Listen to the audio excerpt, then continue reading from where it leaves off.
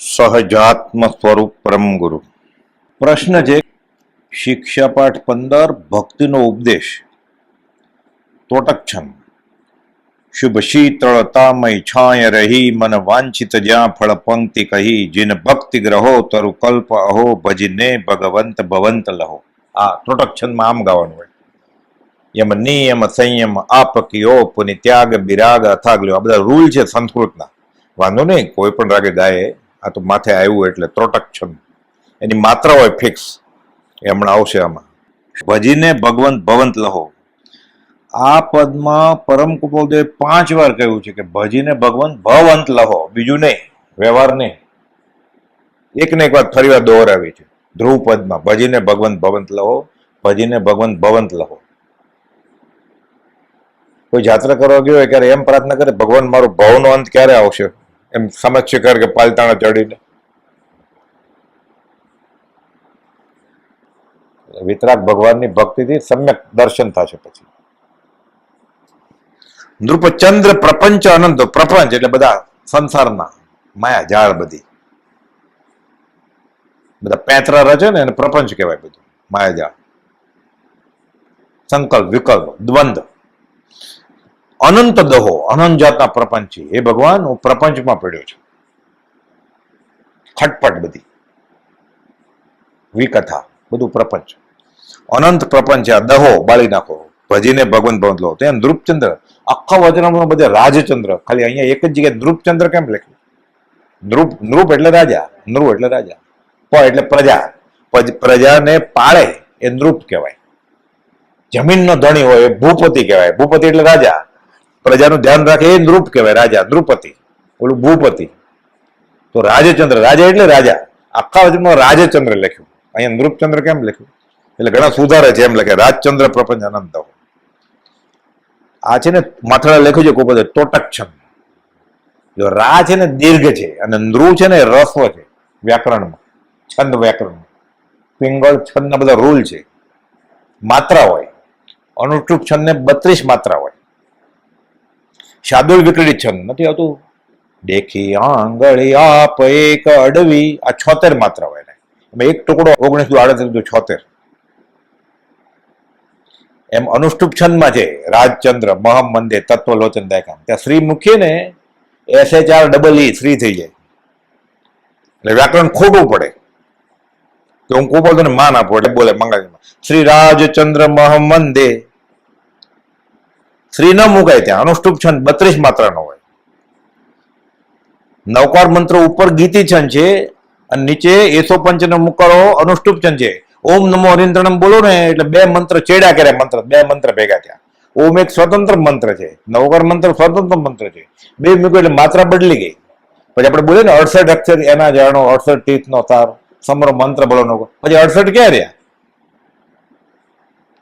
એટલે ઉપરનો નવકાર મંત્ર એ ગીતી છંદ છે, એની માત્રા હોય. ઓમ આગળ મુકાય જ નહીં. આ તો વાજાવાળાએ ગોઠવવા માટે ઓમ મૂક્યું છે, તંબુરામ બેસે એટલે કોતરેલું હોય ઘણા તીર્થસ્થળમાં, મંદિરમાં, એને શ્રીમદ રાજચંદ્ર આશ્રમમાં. અને ઘણા બોલે ઓમ નમો હરિહંતાણમ.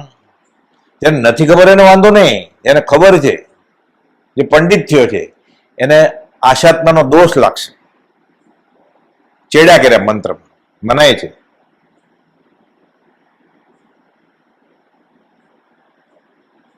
છૂટ નથી. એમાં નૃ રસ્વ છે એટલે તોટક છંદની માત્રામાં વધારો ન થાય. જો રાજચંદ્ર મૂકો તો કુપોદોને 2 ચોપડી વવાણીમાં ભણ્યા છે અને આ જ્ઞાન છે કુપોદો. નક્કી પૂરવું હોવું જ જોઈએ ને. એટલે કુપોદોને જીવન કળા વાંચીએ ને, ખાલી ચમત્કાર ને બધું જવા દે અવતાર. ખાલી 2 ચોપડી ભણીને આજે લખ્યું છે પુષ્પમાળા કે આત્મસિદ્ધિ કે મોક્ષમાળા કે આ નૃપચંદ્ર પ્રપંચ. એ કુપોદોને પિંગળ ને છંદનું જ્ઞાન છે.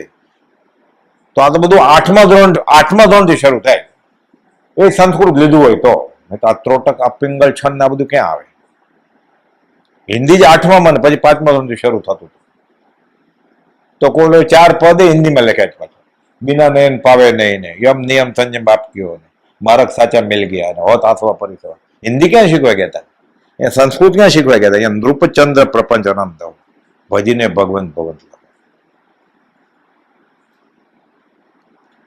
આ ભક્તિનો ઉપદેશ આ છે. ક્યાં ભાજન એટલે વાસણ, ભાજન એટલે ભાષણ, ભાજન એટલે પાત્ર. એટલે હું અનંત દોષનું વાસણ છું. મારામાં એટલે વાસણમાં બધું ભર્યું હોય ને વસ્તુ, મારામાં અનંત દોષ ભરેલા છે. હું એનું ભાજન છું, કોઠી છું, અનંત દોષની કોઠી છું. હું તો દોષ આનંદનું ભાજન છું કરું. પાત્ર, પાત્ર વિના વસ્તુ ન રહે. પાત્રે આત્મિક જ્ઞાન. એટલે પ્રભુજી કહે શું લેવા આવ્યા છો? આત્મજ્ઞાન. વાસણ લાવ્યા છો, ભાજન લાવ્યા છો. કેમાં લેશો?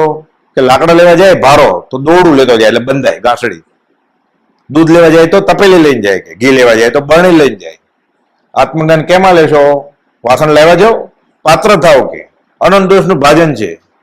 હવે બાસમતી ભરવા છે કોઠીમાં તો પેલા કોદરા કાઢવા પડે ને, મોતૈયા ચોખા કમોદના, તો જગ્યા થાય ને. અત્યારે જગ્યા નથી, ભાજન ભરાઈ ગયું છે આખું. એ તારા આત્મજ્ઞાન જોતું હોય તો તારા 5 ઇન્દ્રિયના વિષય ને કશાય ને દોષ કાઢ, શુભ ભાવ વડે મન શુદ્ધ કર અને એમાં ભર. પછી બાસમતી ભરવા હોય તો કમોદ ને મોતૈયા ચોખા કાઢવા પડશે, પેલા કોદરી કાઢવી પડશે. જગ્યા જ ક્યાં છે? હું તો દોષ અનંતનું ભાજન છું કરું. સમયે સમયે જીવ ઉપયોગ લક્ષણ વાળો છે. એટલે કાં શુભમાં હોય તો પુણ્ય બાંધે, અશુભમાં હોય તો પાપ બાંધે. આપણે પ્રાર્થનામાં કે ભક્તિ સત્સંગ ત્યારે માંડ માંડ થોડાક શુભમાં હોય, એ ધ્યાન હોય તો. નહીં તો ત્યાંય પછી એમ થાય ક્યારે પૂરું થાય છે, ક્યારે પૂરું થાય છે. એટલે આર્ત ધ્યાનમાં હોય. કામ જોતો હોય ને બારી આગળ, એટલે જોયા કરે કોણ આવ્યું પાછળથી. પછી પાછળથી એવું આગળ આવીને નમસ્કાર કરે, 3 આજ્ઞા લે. એટલે એને કપડા જોવે પછી લાલ પીળા,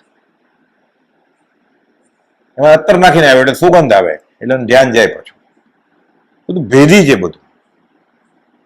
નિયમ સામાન્ય નિયમે નથી પાડતો. સહજાત્મ સ્વરૂપ પરમ ગુરુ. સહજાત્મ સ્વરૂપ પરમ ગુરુ.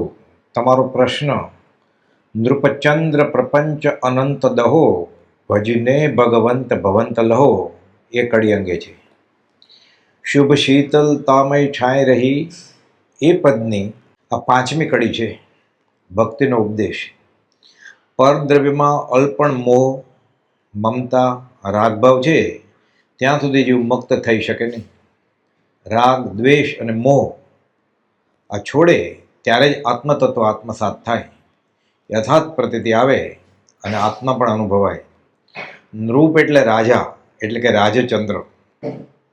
તે કહે છે કે ભક્તિ કરી 5 ઇન્દ્રિયના વિષયો છોડી અજ્ઞાન ટાળી આત્મજ્ઞાન રૂપ પ્રબળ અગ્નિથી કર્મના અનંત પ્રપંચને, વિસ્તારને, માયાજાળને બાળી ભસ્મ કરી દો અને ભવભ્રમણનો અંત આણો.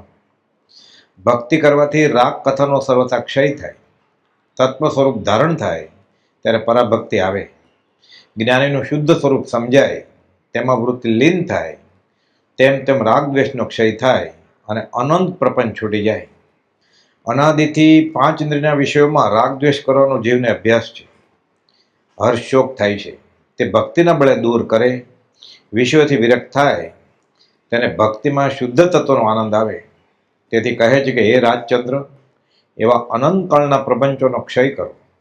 અથવા રાજચંદ્ર કહે છે કે હે ભવ્યો, ભક્તિથી સંસારના પ્રપંચોને બાળી નાખો અને મોક્ષ પામો.